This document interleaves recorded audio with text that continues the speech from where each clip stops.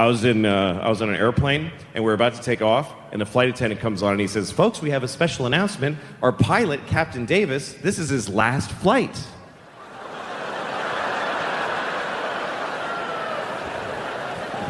Yeah, you don't have to tell us. You can keep that to yourself.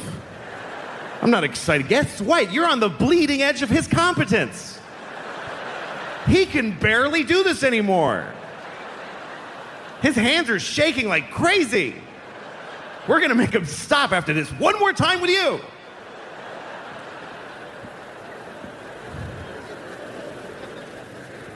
We live in an interesting time, you know, because you can be on a plane.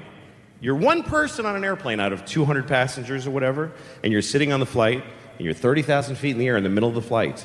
If you just decide to do this, you just sit there, and you just start going, "Mwah! Mwah! Mwah! Mwah!" Seriously, if you start doing that on an airplane, and then don't stop doing it, they will land the plane. You can will a plane to the ground without a weapon or a threat. You don't even need to do that much. You can just sit there, you just start saying, "Down, down, down." Seriously, if you were on an airplane and you just start saying the word down at slightly above conversational volume. Down, down. Sir, is there a problem? Down, down. A squadron of F-16s will appear in the window, and they will force the plane to the ground. And you'll be in a lot of trouble. I guess, but how much? What can they really do to you? They can't make you go to prison because you said the word down several times. Sir, why'd you do that? Are you a terrorist? No, I just didn't like up at the moment. And so I said the word opposite, so I just felt like it. So, you didn't have to do it. You guys are weirdos.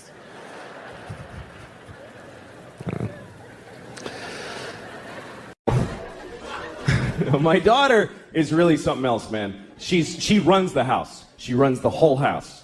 She decides everything. Like, we were playing hide and seek the other day. We play hide and seek, and we play by her rules that she invented. And do you know why? Because she sucks at hide and seek. And so she covers it with this ruse to level the playing field. And I gotta pretend it's all that she's great. No, it's shit. Like, we're playing... Oh, I know she's a kid, but listen. When it's my turn to hide, she tells me where to hide. She tells me where. She goes, "Hide in the closet, Papa, but you're going to know where I hide in the closet." All right, I'll hide in the closet. Good, fine. Now I'm standing in the closet like an asshole. She comes in, "I found you." She's like about it, like, "I found you." And I'm like, wow. How did you figure out where you told me to hide?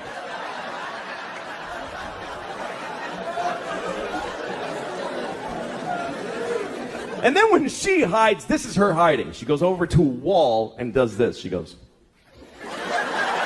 "That's it. There's nothing here. What the is this? Like, this is some ninja invisibility crouch." And I gotta act like an idiot. I can't just walk in and go, "Yeah, you're there."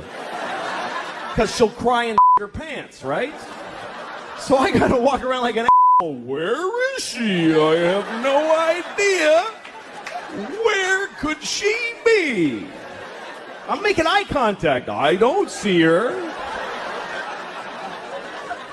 It's amazing to me. The other day we're playing, this is how things have gotten in my house, okay? Here's a very good example of where it's gone. We're playing a version of hide and seek where my wife and I have to decide together where to look. She likes that. She's like, "Mama, you tell Papa where to look." Okay, well, fine. So she's over there hiding like this, just in plain sight. And my wife and I, my wife's like, "Why don't you look under the bed?" I'm like, "Okay." she's not there. And then she says, why don't you look in the linen closet? Okay, so I open the closet. She goes, that's not the linen closet. We don't put that in there anymore. All right, Jesus, all right, I'll look in. So I look in that. Why would she be in that closet? That has shelves. She can't stand in a shelf. Well, maybe she's crawled in a shelf. Now we're having a fight about where to look for this kid who's standing right there. I prefer the city. I do. Even though it's weird, my kids get bombarded by strange things, you know? They see all kinds of stuff. Big billboards, sex billboards, you know? Calvin Klein, weird chick with a stripe of cotton like this. And she's like this, like, with a weird... The American Apparel girls are like...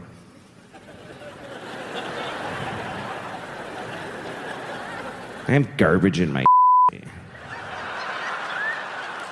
so I put pennies in my vagina.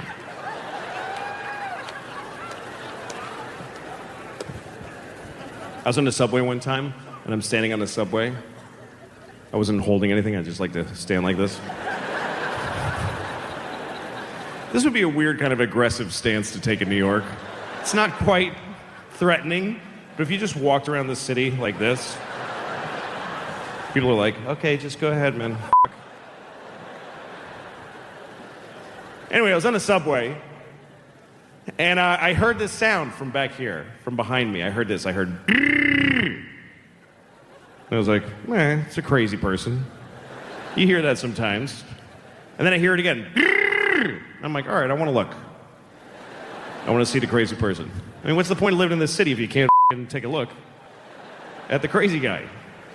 So I look over, and it's not what I expected. It wasn't a big homeless guy with 2 pairs of headphones that don't work. It was a young woman. She looked like she was like from Michigan or something. I don't know. Really sweet-looking young woman. She's got a sweater and with a collar over it and a ponytail and a little like book bag, and she's just standing there. And I'm like, she didn't make that noise. I heard wrong because she didn't make the noise. And as I'm looking at her, she goes, and I'm like, fuck, this is like a dream. This is not the person that usually does that. She did it 3 more times. What is happening in the world right now? And then she does this. She goes, la, la, la, la, la, la, la. La, la, la, la, la, la, la. And I realized, oh, she's like a music student at like Juilliard or something. I don't know. She was like 20 years old. So she's like just doing her vocal exercises right on the train. And you know what? It wasn't charming or nice. It just seemed arrogant to me. Because she's like, I'm in New York City studying music. And I do my vocal exercises right on the train. La la la la la la la, everybody. La la la la la la la, tired nurse who just did a 14-hour shift.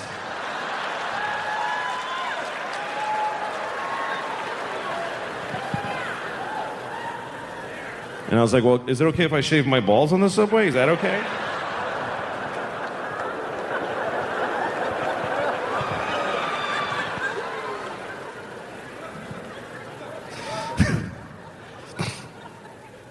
Ask Oscar Schindler. Yeah, exactly. He probably raped a lot of those Jewish girls. Don't you think? Jesus. On this Rosh Hashanah, you're going to make jokes like that? I'm not joking. My goodness, I'm not joking. I'm completely serious. Pretty sure he did. I'm essential to the war efforts. One-armed guy shoveling snow. God, I love his soul. In that movie, there's a scene where he has to pick a secretary. So he's got these girls all interviewing, and they're all so cute, and it's a funny scene of him going like, which girl will I pick and flirt with all the time? But there's this underlying joke of like, and the rest will die in a gas chamber. Like, you have nice tits so that they won't be sewn to your sister's face, and then you get burned. What movie was that? Schindler's List. Oh yeah, Schindler's List. Okay.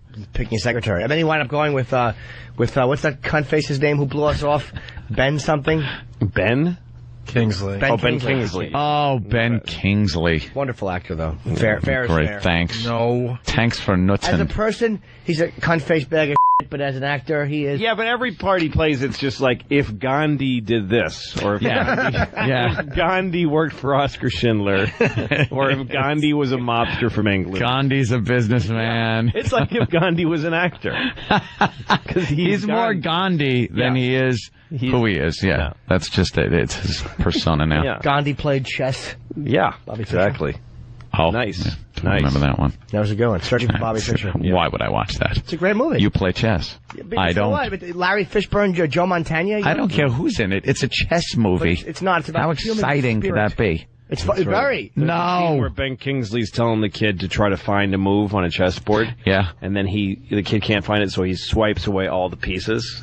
Wow. All right, I might have to see that now. Now find it. Now see it. And that's how those And the guys kid see the chess. is able to see it then when no pieces were there. Yes. Those guys. Isn't that exciting? Gets the But no. You Yeah, and Larry Fishburne is the streetwise. Yeah, he's the one. You got to come Washington and get Park. my king. Yeah. Yeah. Yeah. trying to teach him like in street way of lingo. chess. Yeah, right. What chess is like? Shut the fuck up! He's watching it. Oh, I hate bring that. out the queen, kid. Bring out the queen. Yo, man, I'm the king. This is my turf. You got to come and get my king. Oh, shut up! It's chess. Shocked again. Like them in Planet of the Apes. Mm-hmm. The fact that they call the apes ran the town and they called it Ape City. Yeah, Like even they're acknowledging in that way that isn't this crazy? that it's like this is insane. Yeah. Look, it's Ape City. Yeah, That's we crazy. don't call our country like Man America because we think it's weird that men are involved. Ape law. Ape law. Ape law. Oh, see, it's wild. It's law, but it's ape law. We even see it's I crazy. think it's nuts. Look, we're monkeys. We're not supposed to be in charge. What were you going to say, Pat? I said, the only good human is a dead human. Dead human. Dead human. Damn you. Damn you. Come on, Taylor. What's on the scrolls, Taylor, when he's trying to get him to recite the What scroll? are the third articles of Ape law? I don't know your law. I don't know your law. True, I don't know your law, but Through some kind of brain surgery, they've taught him to speak. No, damn you, I'm standing here naked. The weird thing is in the one where they show how it happened, you know, the conquest of the planet of the apes? Yeah. Where they show how apes used to be pets and servants. Yeah. It seems like the whole world revolved around ape problems. Like humans aren't any longer doing just regular jobs. They're just dealing with apes. Like and in this the problems that having apes doing these jobs, and it's like they drop ape something. trouble in Sector 3. Ape trouble in Sector 3. Constant trouble than it's worth. It's just constant. And these jackbooted cops that are just about ape control. Just to take care of the apes. Disperse apes on Sector 4. Disperse apes. Like nobody's running a computer company or like listening to music. It's just constant ape management. That's funny. Ape management. Yeah. That's what's going to happen. I like the lake house myself. Oh, God, that is the worst thing I ever saw. Was that horrid? They don't even, it's based on a really hard to sell premise, and they don't even try. What's it about? It's a lake house. It's about And a two-bedroom in Mastic. it was bought for $1,200, and it was a piece of and the mailbox. She owns it in like now times. It's so bad. And what's his name? Keanu owned it like a few years before. It's not even like a man from the 40s who owned it. Hello, what is this? It's like a few I hope years it's not before. from a Negro. Yeah. But and they'd send letters to each other in the mailbox of this place, and then they figured out like they were in different times. Like she would put a letter in the mailbox. That happened to me once. Did it? Wait, she would put her mail in the mailbox. Email. She put it. This sounds good. She put a letter in the mailbox, which who does that anyway? Yeah. I don't. And then it was just gone. She put the flag up or something. What it was you're is kidding me. What it was is that that was a big dramatic part. You're f***ing kidding me. He wrote a letter saying I can't even do it. That she lived there, and she's like, no, I'm living here. So they kind of figured out that they lived in a different time in the same house and kind of fell in love over this. Yeah, that always happens. And, of course, by mail. He should have just dropped the load in the mailbox. She opens it up, puts her hand in, and just gets a load of cum in her Here's your hand. delivery. There's your Here you timeless go. love, you cunt. There you go. Or a mousetrap. A mousetrap with AIDS blood on it. Here you go, slut. Here's a time-traveling splooge. So they kind of made this to the deal. woman playing her. Yeah, you did a great job in Speed too, you hole. They kind of made this deal for him to meet her. Yeah. And he winds up getting hit by a car and dying or some shit. No, but the thing is, where they destroy the happy premise, which is bad anyway, is that they wanted to start having to be able to have conversations that are like instead of long letters. Yeah. It's just bad dialogue, so they want to be able to go, so how are you doing? I'm fine, how are you? So they just stand there and each put one in, write, I'm okay, how are you? Put the letter in, and then the other person gets it and says, oh, that's nice here. And then they start talking really fast back and forth. Yeah, and how the the fuck flag did that magically goes up and down. Yeah. One of them dies with a paper cut. Oh, I see. They're in different times in the same house, just writing letters to each other. And the mailbox has this magical ability to transport the letters. I was just putting across one several walkie-talkie. months. Put one walkie-talkie in the mailbox exactly. and stand at it with another one, and you can talk to each other or something. Exactly. Try things. Horribly tedious fucking... This movie. How about send a photo of your 20th century? Yeah. I never heard of a camera yet. Send a photo of your cunt in a racing form. Stop wasting my time. Stock sheets. Let me know what stock I should buy, you dumb cunt. Send me a picture of your mouth around the genitals of a Negro. Oh my God! We don't This give that show a is lot this time. unbelievable. It's just gotten horrific. How does the dumb movie end? He gets hit by a bus. Well, she stops him from getting hit by a bus. That's how it starts. It starts with somebody getting killed in the road, and Sandra Bullock is with her mother, I think, and looking out and going, oh, that's kind of a horrible thing. You don't realize at the time that that's him. Yeah. And then at the end of the movie, it turns out through everything that had happened, he was coming to meet her, and then because of that, she saved him from So you don't realize until 20 minutes in that it's him. And he's you go, killed. oh, I get it. Yeah. He's going to get hit. Really killed by a bus? Yeah. Which is ironic. Yeah, exactly. Don't you think? Yeah. Because there's Speed movie. That is just... I forgot about that. They were in that together, huh? Both of them. Oh, so You can't make a f***ing movie without a bus in it, that dumb whore. We want to do a stage wag. It's in a rider. Yeah, it's in a rider. There has to be somebody that dies by bus in my movie. It's like that movie, American Beauty. Remember that movie? Oh, where they got first Kevin Spacey playing the man, heterosexual, yeah, and he's in love. He wants to. He's fantasizing about a cheerleader in high school, right? And the way they represent this in this gay movie, it really this bunch of cum through a projector that this movie was is like this is a man when you fantasize. Apparently, according to this movie, when you fantasize about a cheerleader, right, you lay on your back and flower petals fall all over you. Right. Rose petals just fall all over your body. Yeah. That's what you think about. Exactly. Instead of just like her hot, sweaty ass and the confused look on her face as you come in her stupid eye. And then bash her brains in with her own pom-poms wrapped around your fist. Hold her throat and tell her not to tell people. And you throw her into her cab and she's crying. Yeah, exactly. You fucking bleach your hair and move out of town. Or you yell, give me a C, give me a U, give me an N, give me a T, as you punch her in the belly. No rose petals needed. Avoid her calls when she skips her period a month later. She's holding a Miller Lite on her eye to put down the swelling. When it's done, I want the sheets to look like there are rose petals on it. Exactly. She's got a Heffen wrapper to her shiner. You make her wear a cheerleading outfit while you give her ass to mouth.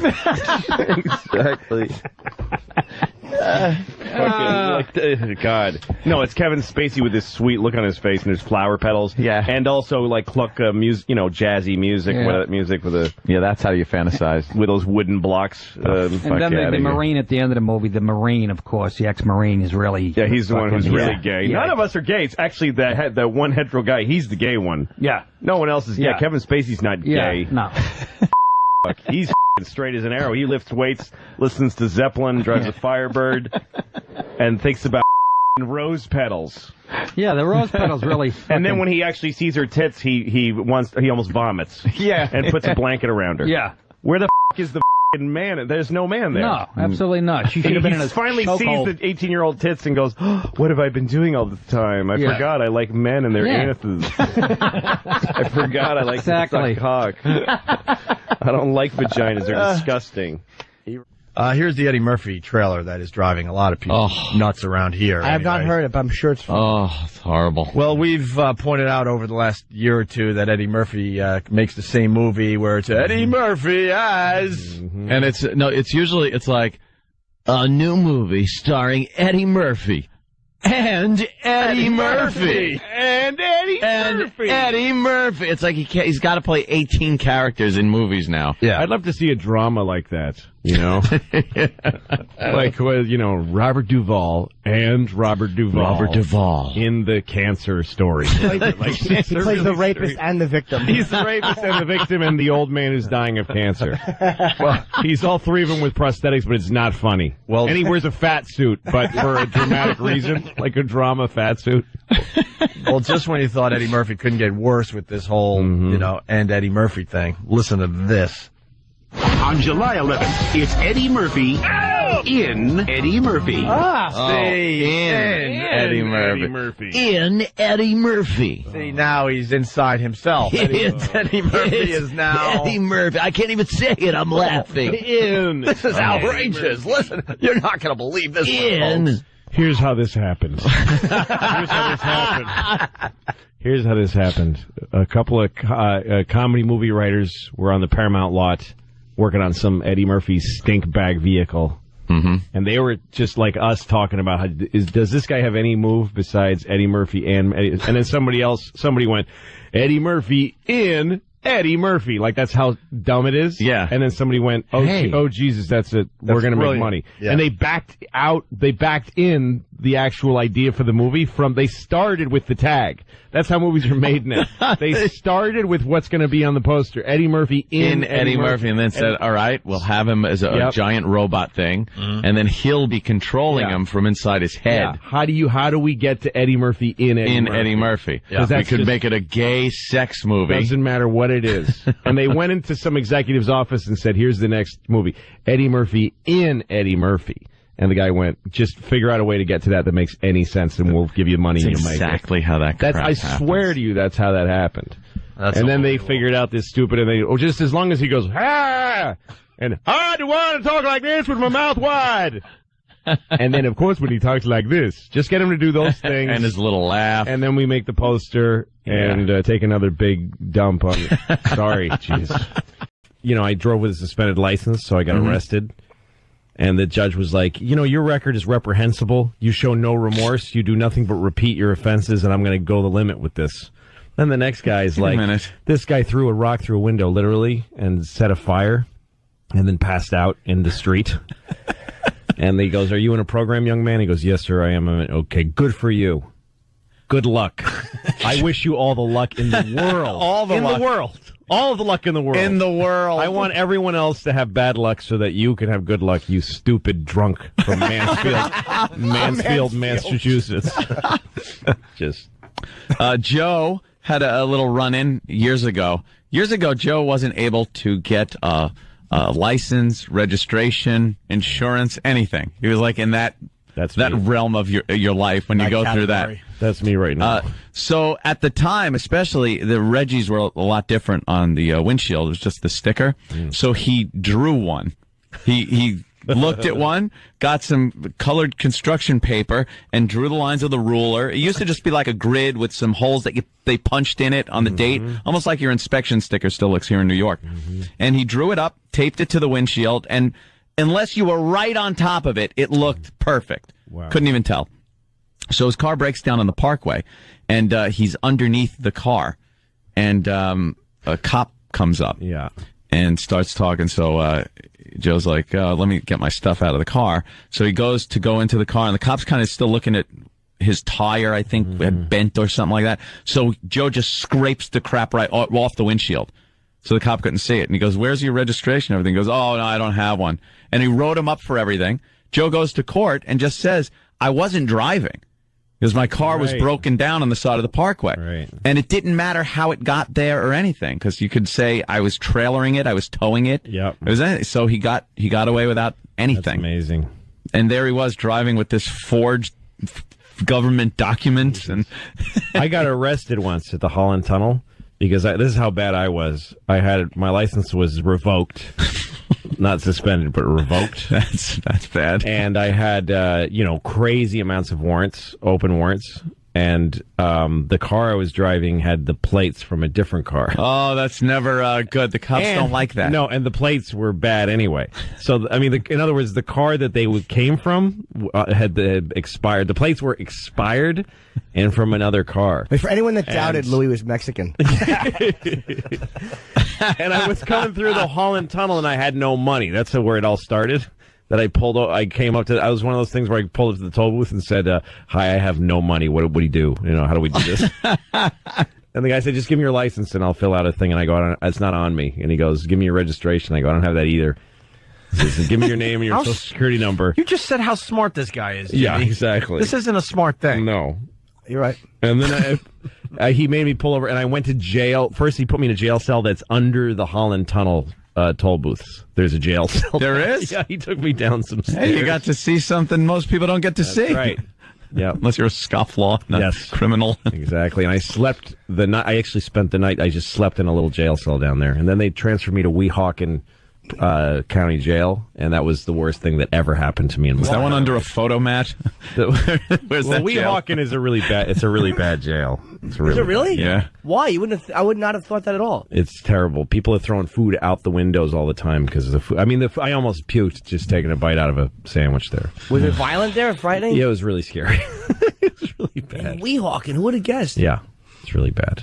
It's not. It's mostly New York drug addicts that get taken, because the New York jails overflow, and they start letting the Port Authority arrest people so that they can take them to New Jersey, because Port Authority is New York, New Jersey. So, how long were you in for?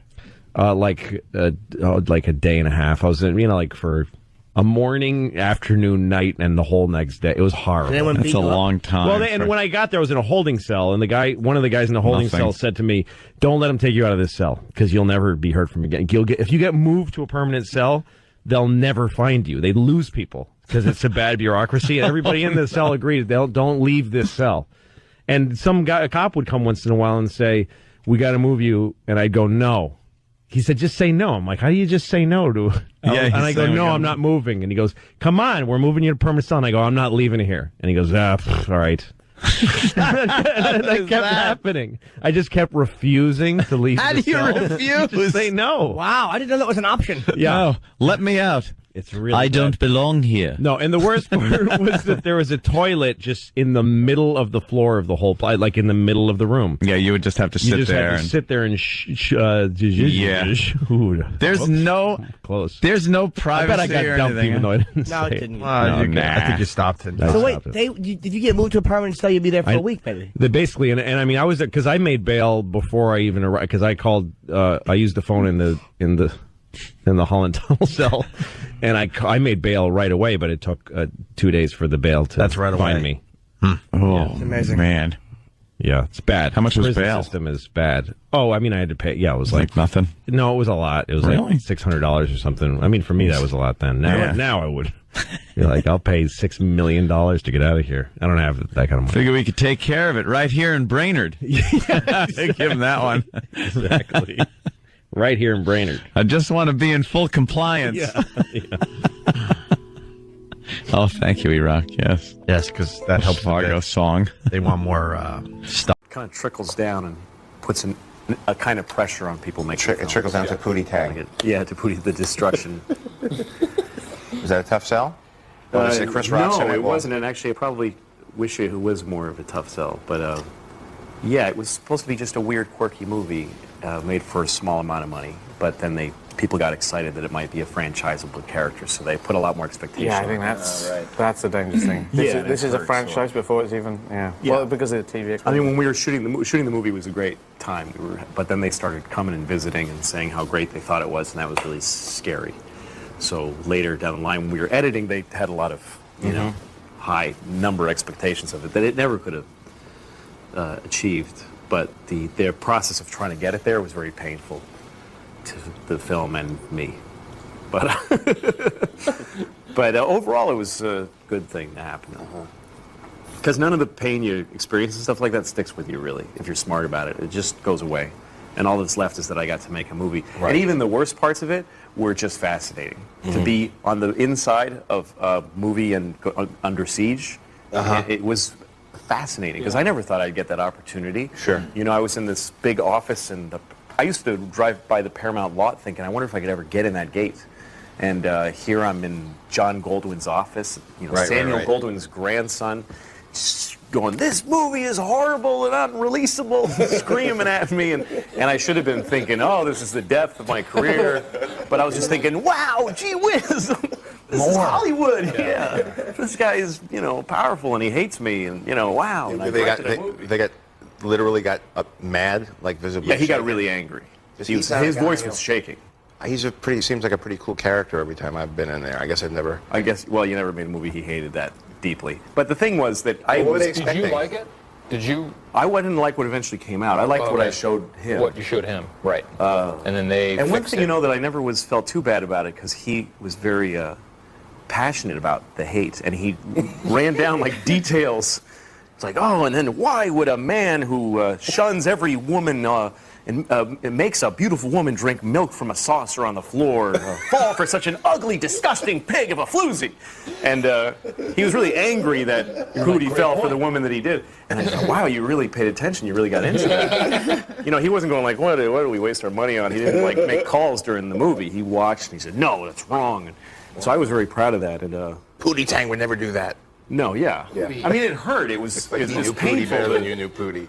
To go through that and then get kicked out of the editing room and just you feel shudders in your body. And, wow, these guys don't mess around. But it's the hate is real. Yeah, but it would be like if Mike Tyson kicked your ass. Part of you would be going, oh, cool, it's Mike Tyson. This is what it's like to get my ass kicked by Mike Tyson. Yeah. And I didn't realize this about you, but you are the man responsible for the film Pootie Tang. Yes, yeah. That Chris Rock did. That's right. And you had a horrible experience with that. I wrote... You wrote it? I wrote and directed Pootie Tang. But then didn't the studio lose faith in you during it? Yes, they sure did, yeah. And they took you off the film. They took me off the... Well, I had already shot it, and it was during the editing process. They hated my cut. They fired my editor, got another guy, and let me do one more cut. Chris Rock was the star. He was, one of the stars, yeah. He read the script. He liked it. I assume the studio read the script and liked it. Yeah. Wasn't that a character that was sort of on the Chris Rock show? Yeah, Pootie Tang was the character we did on the Chris Rock show. Right. And you worked on that show, and you said, hey, I created the character there, yeah. I'm going to make a movie about Pootie Tang. Well, Chris asked me, do you think there's a movie in that guy? And I said, that's a little nutty, but I'll try it. I would have told you no. Well, of course you're going to say yes. I wanted to make movies, yeah, very badly. And so that show was very popular. The networks, the studio was probably excited about it. Sure. You go out, you shoot the thing, you write the thing, you do all of it. And at what point does the studio say to you, listen, you what have you done here? I remember that point. Right. It was a great moment in my life. Who comes to see you? They summon you. I got flown out to L.A. Nice. Are you thinking, wow, I'm getting flown to L.A.? First class. They don't even tell First class. I have no idea. Well, I smelled something, but they took me to Paramount. You know, those gates, it's like you feel like that you're going to the White House. And I went to John Goldwyn's office. He was Samuel Goldwyn's grandson. He's a big guy. I know that. Yeah. And so I'm in his office. I'm in the most important office at Paramount. He was running the studio at the time, and I remember I walked in and he's shaking a little. He was so mad. And he just unloaded. Everybody was there that was involved in the movie. He just unloaded on me and said, this movie is unreleasable. You have wasted my money. This is irresponsible. I have a problem with everyone here. And then this guy who was the president of MTV Films, they said, well, John, I don't think you really got the film. How dare you say that to me? He started screaming at company presidents because of my movie. Wow. There was nothing redeemable, by the way. Not to him, but here's the thing. How do you go on in show business after something like that? I'll never forget that moment, because I feel all I wanted to do was make movies at the time, and that was being destroyed by Samuel Goldwyn's grandson. He knows something. Yeah, a little bit. Right. And I'm sitting there, but a part of me was outside of my body going, you are in the Paramount big office being yelled at by how cool is this? Really? You were able to... Yes, I was able to enjoy it. You turned it into a positive. Absolutely, because who gets to have that very rare, beautiful experience to get to have that? You know, I read How to Make Friends and Influence People, but for you to have such a positive attitude as your career is... Well, to me, the key is, like, surviving failure is it just turns you... It's a very great experience. Tell me about it. Look, I went through all of that, Howard, and they killed, the press guy. I mean, I grew up watching Siskel and Ebert on PBS, when it was that show, And so I always dreamed when I was a kid, someday Roger Ebert and that other dude who's dead are going to look at me through the camera and say something about my movie. And here was Roger Ebert saying, Pootie Tang is so bad, I don't even understand what it is. This isn't even a movie. It's not even complete. Like he's like, why don't they shoot the director? Yeah, he was like so hateful. And I'm having the experience of becoming famous for making a movie everyone unanimously thinks is awful, including Robin, who I grew up listening to and loved. Right.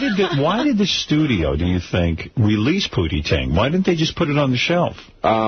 Because Chris was in it and he was hot. Yeah. And, it made its money back, and I get good checks for Pootie Tang. It's doing really well. Yeah, it's a cult hit. People dig it. Wow. I can't look at 2 minutes of it. Because it just turned into a train wreck. But I think it might have been a good movie if we had done it all one way. It's just that they wanted to backtrack and try to do something else with it. And, that kind of stuff. It happens, yes. Yeah, it happens. Yeah, Artie. Figure. Artie, speaking of what? The Bigger Beer League has something you want to say. Speaking of films, just to give Louis a plug, he made a movie called Tomorrow Night, which is one of the funniest things I've ever seen. Yeah? That our friend Robert Smigel is actually in, too. He's in it, yeah. It's a few Steve years Carell's back. in that, too. Is that available anywhere, Louis? It's under my bed somewhere. I mean, to Sundance, and it never got released. But the thing is that going through that, though, Howard, and getting through it, and then a few months later realizing I survived that, that was really hard, but I feel fine. It doesn't stick to you.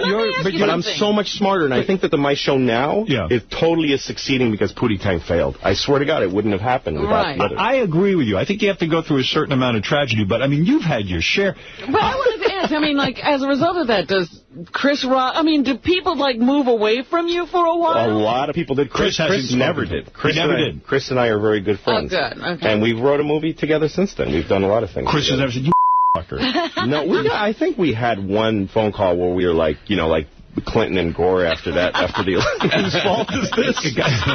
Not my fault. Yeah.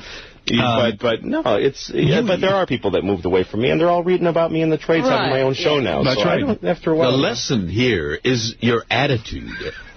How you, what you glean from that horrible meeting with Samuel Goldwyn's grandson ranting and raving at you, and you took it the way you did. You have that resilience. I think that's what makes it possible. I think that comes from going to retarded camp. I think it's the $8 blowjob to myself.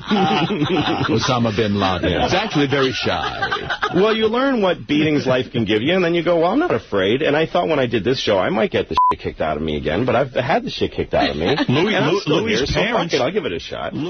And then a fella named Joshua Mabe wrote me, and he wrote me kind of a long email that I didn't read all of, but he asked me about Pootie Tang and about the visual elements of the movie, and he seemed to think that I approached it as a filmmaker, which I did, and he noticed that I hired Willie Courant as the director of photography for Pootie Tang, and Willie Courant was an eminent kind of new wave French, very old director of photography who made films with Serge Gainsbourg, and he made a film with Godard, Masculine Feminine, and worked with a lot of other great filmmakers. And he was an amazing guy to work with. I took Pootie Tang very seriously as a film. I wanted to be a film director and direct a real movie about a guy who talks in a undiscernible language. Chris Rock gives great advice. I don't know him nearly as well as you do. I know him. No, he's very smart. He's got good instincts. He's brilliant with the business. Yep. Business. Everything he's ever said to me as far as the business is concerned has been on the money. No, when I was making Pootie Tang, when we were in pre-production, there's this producer on the movie, Cotty Chubb, and he was like my right-hand man. He was doing everything for me. And Chris came up to me and said, that guy's going to take the movie away from you eventually. Oh. And I was like, that's crazy. He's my partner. This guy's got my back. And he goes, no, that guy is going to eventually take this movie away from you and kill you. And it's exactly what happened. Wow. Like, he just knew it. He didn't even know the guy. He saw the two of us talking, and he's like, yeah, that's the guy. That's the guy they picked to watch you and help you, and then in the end, he's going to screw you. And that guy did pry the movie away from me and fuck me hard in the ass. He learned that through having that done to him. Yeah, exactly. Yeah, He knows he's good enough now at the game to go. He just goes, oh, that's that guy who does that, and now I'm that way. Now I can do that. You just know you can tell the future. Certain people and who they are because there isn't really that much variety in any one industry. I've noticed that too. Like if you go from industry to industry, no matter what it is, there's that guy and there's this guy. There's the guy with the nervous laugh who will sell you out eventually under pressure. Yeah. There's the dude. There's like all kinds of people. There's the chick. There's the woman who, like, takes during a meeting, she takes off her shoes and then sits kind of cat-like and says how much she loves you, and she'll eventually you up the ass with somebody else's. She'll rip off some other guy's and just put it on the end of a broom and shove it up your ass. But you learn to players because they're not the thing they're not good at is changing shape or tactics. They're not shape changers. No, they're not. They're just very obvious, vicious, but they're not. They're you can walk around them once you learn the greatest. terrain. The greatest.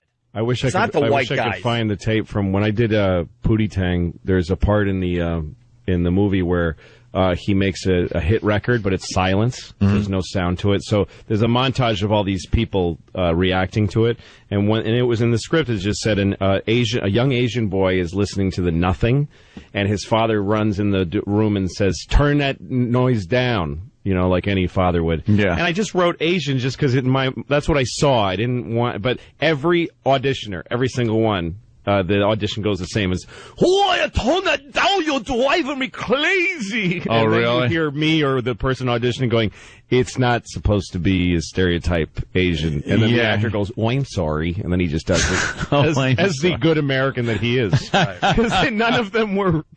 Well, they were all American-born Asians, but they just assumed, oh, they want me to go, oh! He wants the I was wacky. like, no, I actually don't want that. 1944 version. Oh, go the hole!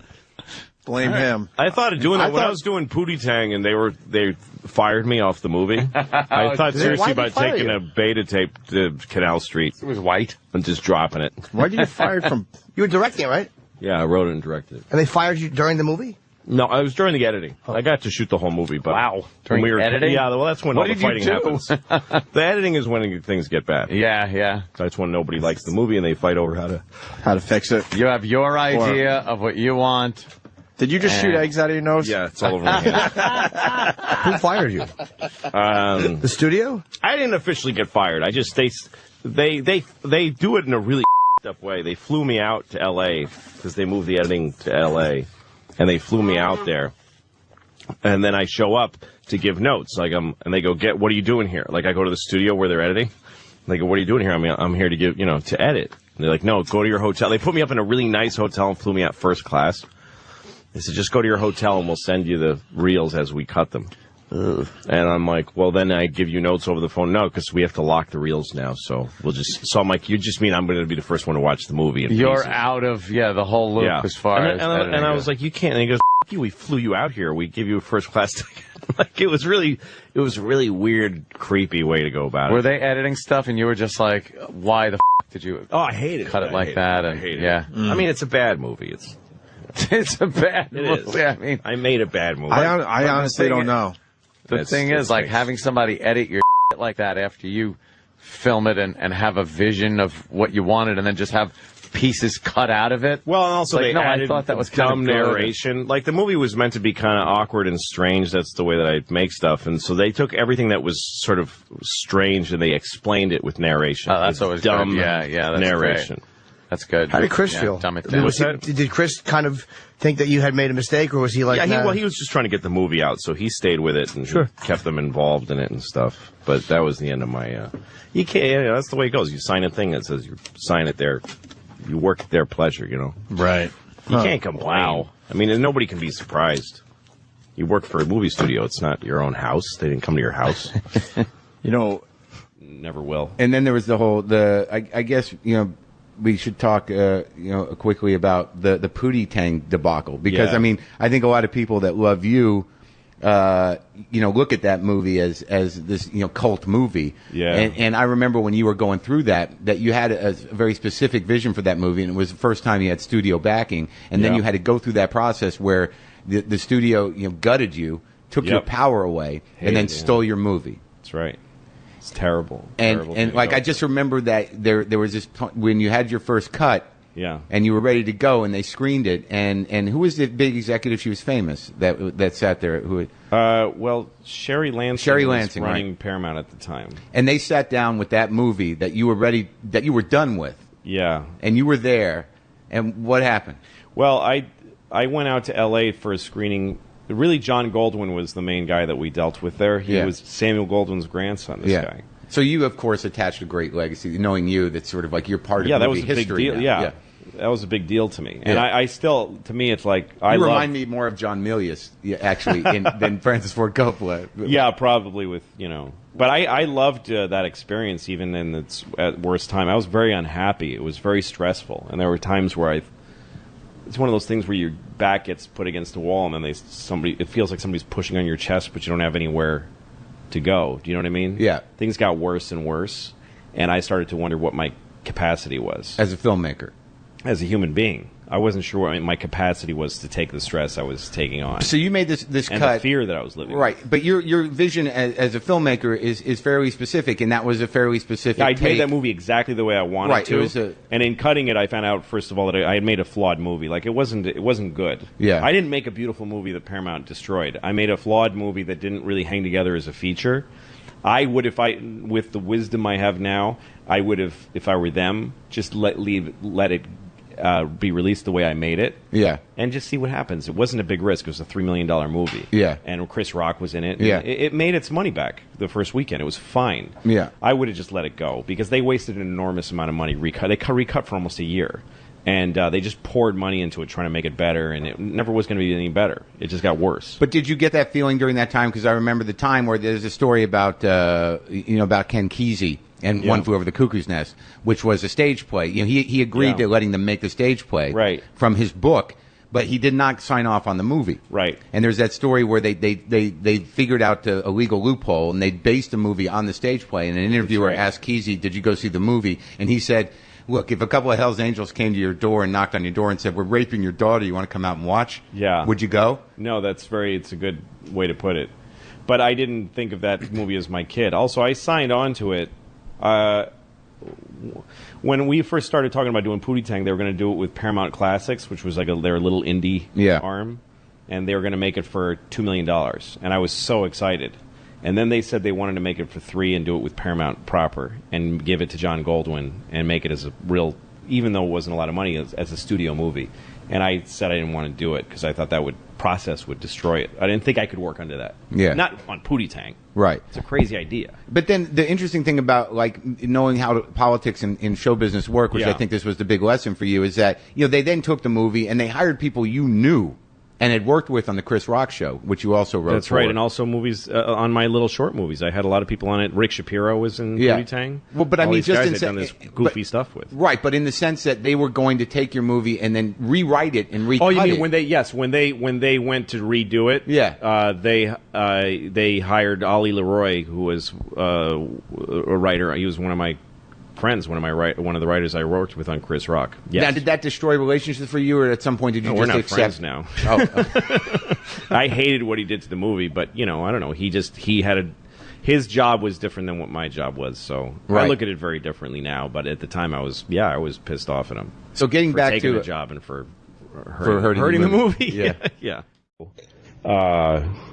Unless he gets fired, they can fire you, but firing a director is difficult and it's messy and nobody likes doing it. So they just move. They just move the venue. Yeah, they just move and don't tell you where they're going. Yeah, exactly. Wow. So I eventually found out. I called the editor. The new editor was a guy named George Folsey, who used to run, I think, Universal Pictures. He was a big producer. He made. What was the guy who made Blues Brothers? That director, John Landis? Landis. John Landis and he made movies together. And he edited all of John Landis' movies, including the Blues Brothers and all these great comedies. Right. So he took over the editing, and I called him, and I was really angry that he was editing without me. And then at one point he said, "Listen, this is reality. They gave me the movie to edit. What are you going to, let me work on it for a couple of weeks with their concerns in mind. And then you can come in and we'll talk about, and you can look at it. But I'm not hurting your movie. Just, he was a really great guy. So we did an edit with me and him together. And he was hurting your movie. No, he wasn't. He actually ended up, he was hired to get it away from my vision, but he ended up liking the way I wanted to make them. Like, I converted him, and we did a cut together, which probably got him in some trouble. I like, he's a guy I'll never forget, because he did that for me. So why is it so hard to fire a director? Is it just all union It's stuff? just nobody likes to, a part of it is that a lot of the executives in Hollywood are just yes. They don't want to have the moment. I wouldn't mind if I felt like somebody was up a thing and I don't believe that you shouldn't fire a director. Right. When I made that movie, I signed a regular studio contract that says I serve at their pleasure and they can replace me on a day's notice. I knew that, so I can't say they took my movie away. They hired me to work on a movie that I happen to have written and that I care a lot about. But I got thrown off because I wasn't doing what they wanted. That's the way it works. But they didn't have the balls to do it. At one point, I went to they hired another editor, and then they flew me out there first class, put me up in a beautiful hotel, and I went to the editor. And the producer on the movie at the time invited me to the editing room to watch the reels. Movies are cut up into 5 reels. So I would watch reel 1, and then he'd go, "Thanks for coming." And I go, "Well, I have some suggestions." And he'd go, "No, we can't take your suggestions. This is already in the works." Oh. And I go, "Well, what's my input here?" And he says, "If you have suggestions, you can email them to me later." And I said, "But you already locked the reel." And he goes, "Yeah. So what'll be done with my suggestions?" And he said, "Nothing." He said this to me. And I said, "So you're not letting me work on the movie?" And he goes, "Go back to your hotel and email me." Like, he flew me out there and put me up just to 3,000 miles just to get and not be allowed to work on the movie. That's something I won't forget either, because that was like a chess move on his part. Like, I couldn't say he didn't invite me. He sure did invite me. Sure. He's got the receipts to prove it. Right. I flew him out here first class. He put him up in the best hotel in town, and all he did was come to the editing room and cause problems. So I had to restrict his access. And that's the story he told people, which is not true.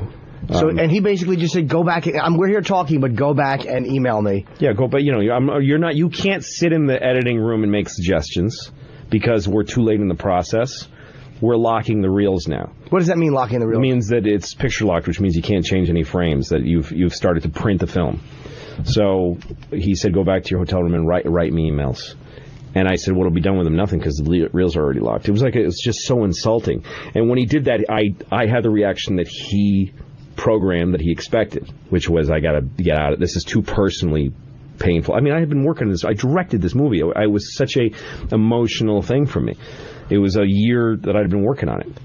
And so he knew that if he did that to me, it wouldn't be an outright firing or grievance that that could be brought against him, but he knew he would break my spirit, which he did. It made me. I sat in the parking lot. I called my wife at the time, and I told her the story, and she said, "I think it's time to let this go." What would have been a strategic, like, as in say in a chess move, if you weren't as emotionally attached to it, what would have been a way that you look back on it and think, like, okay, I could have actually done this to counteract Well, I that? wouldn't have made the trip out.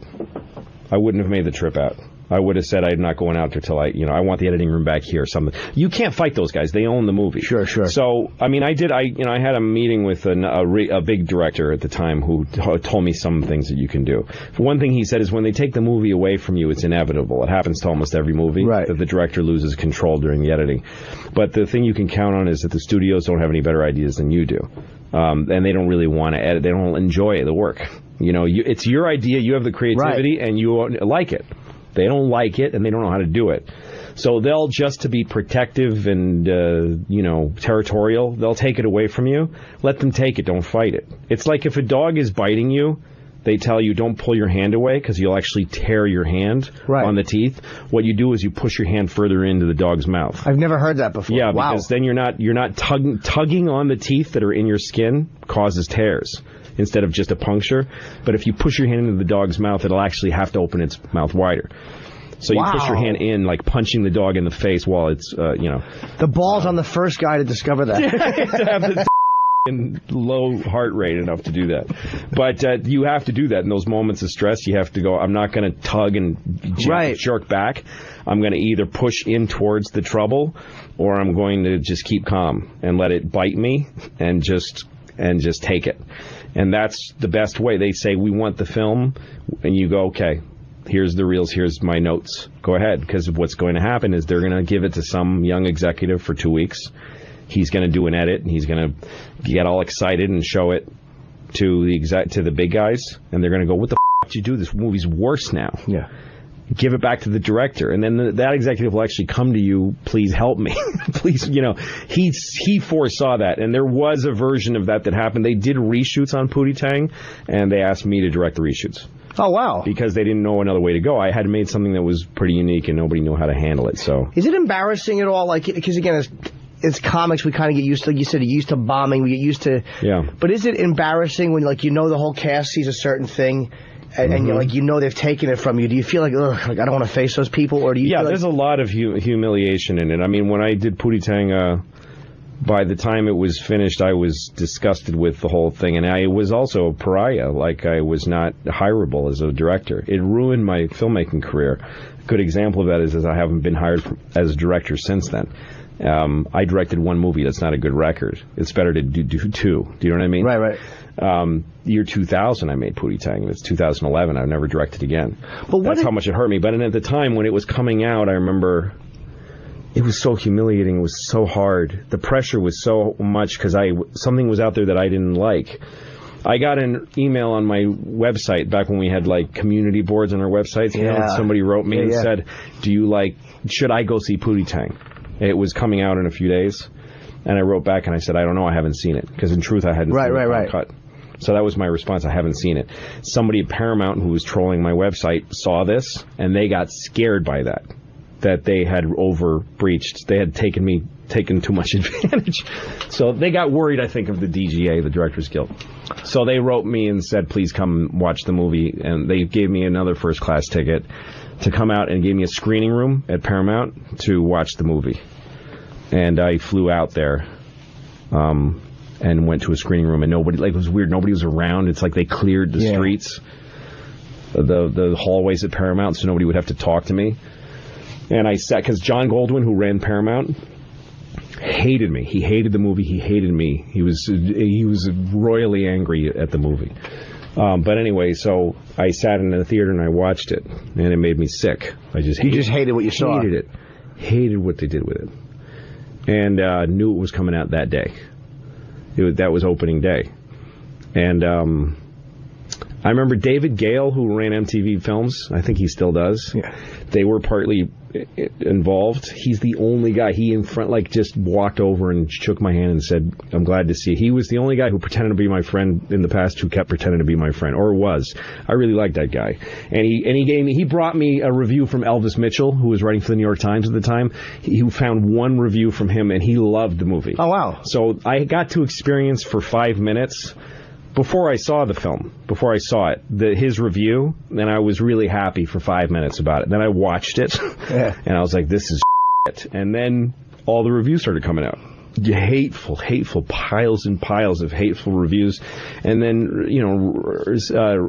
what's his name? Ebert. Siskel Ebert, yeah. Roger Ebert, who I grew up watching on sneak previews on PBS, till before it was even a big show.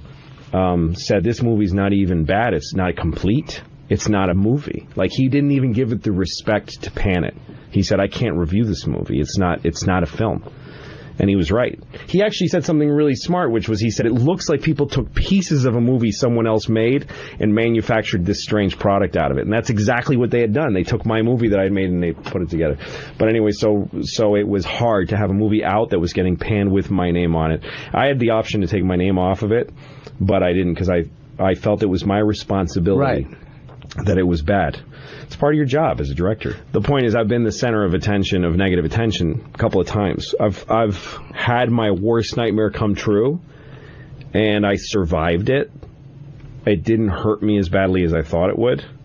And indeed, I gained every time. Gained hugely. And I wouldn't trade those bad experiences for anything.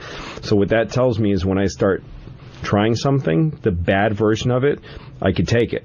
Like, I have no fear, because my worst fears have been realized, and it wasn't so bad. It would be like if you if you started boxing and you're like, I'm afraid to get punched in the face, anybody is, and your first few times you get punched in the face, you're like, I don't hate this. Right. And I'm good at the boxing. And I'm not dead. I'm not dead. I don't hate it, and I'm succeeding sometimes. Why? This is what I'm going to do. You know what I mean? And you have complete control here. Oh, at FX is totally unbridled control. But it comes with good. I mean, it comes with credibility. I've had failures, but I've turned out. And by the way, the 2 failures that I've had have both, in my view, been vindicated by people watching. People still watch Lucky Louie, and people still love Pootie Tang. Was trending on Twitter a couple weeks ago, like it was all over the place. Really? Yeah, it never stopped. I mean, every great musician that I've been near has come up to me. Jack White, is that his name? Yeah. Came up to me and said, "Pootie Tang, that's all I do is watch Pootie Tang." Oh wow.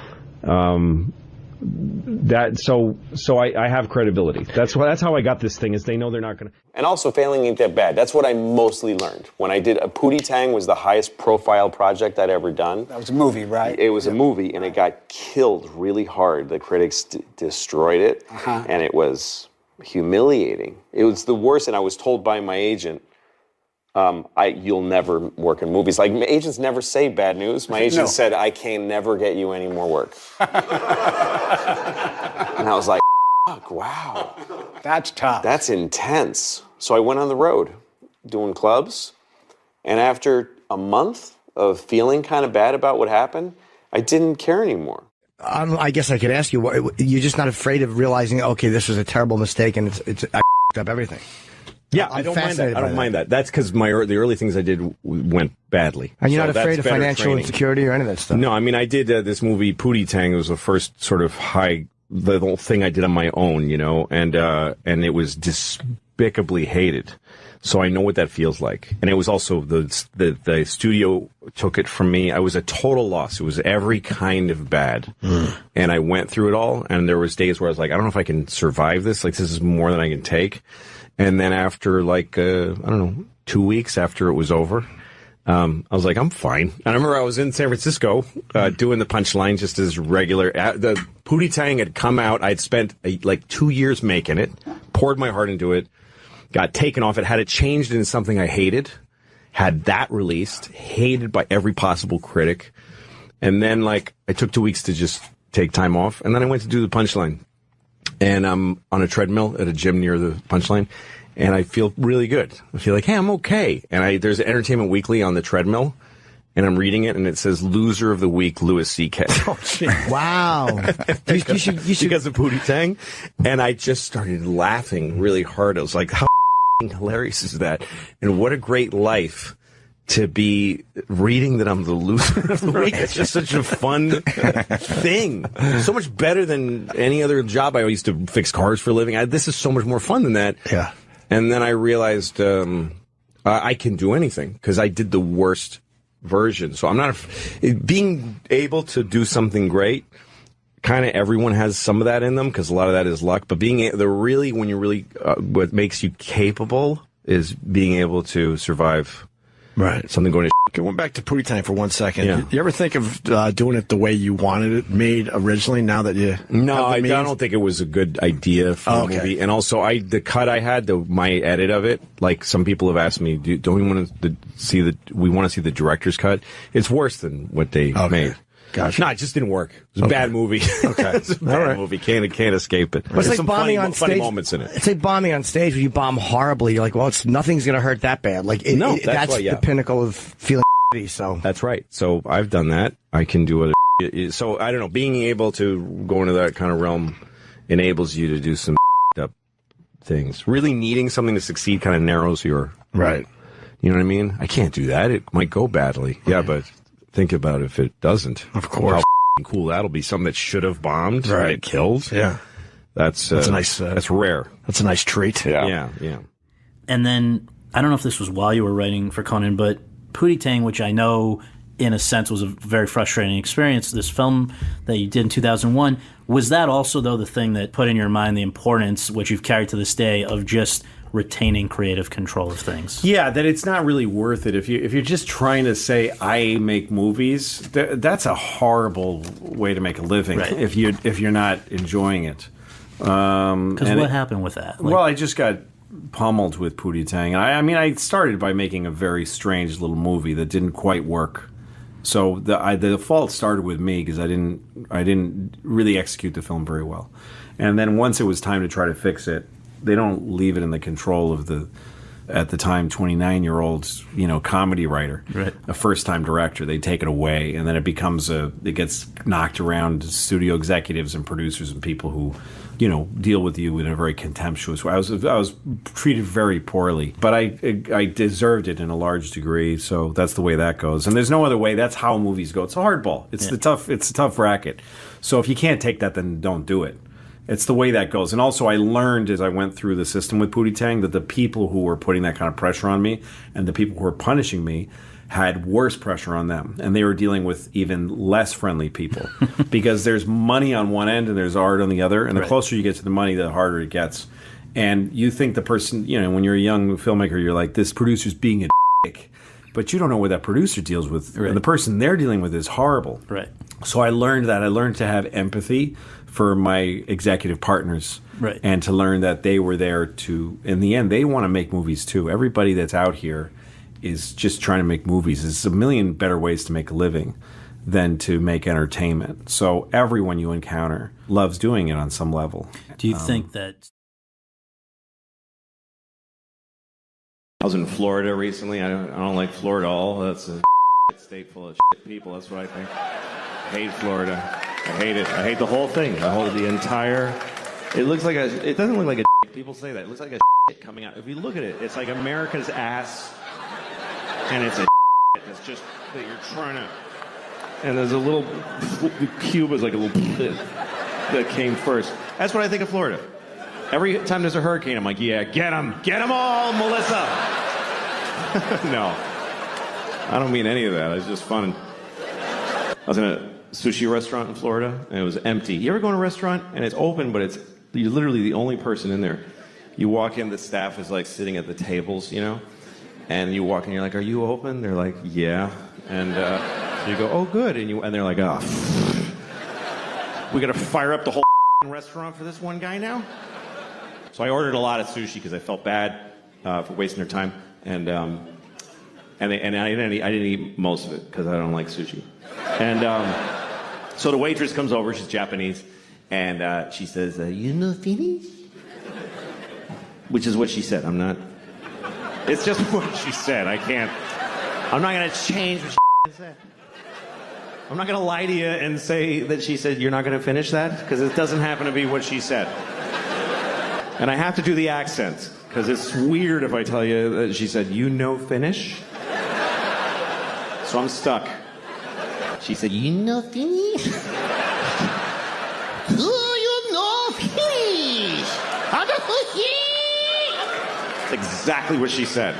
It's a perfect replica. And I said, no, I know Finnish. Because I think that's polite. To repeat people's bad English to them. Otherwise, you're being a It's like, you know Finnish? No, I am not going to finish.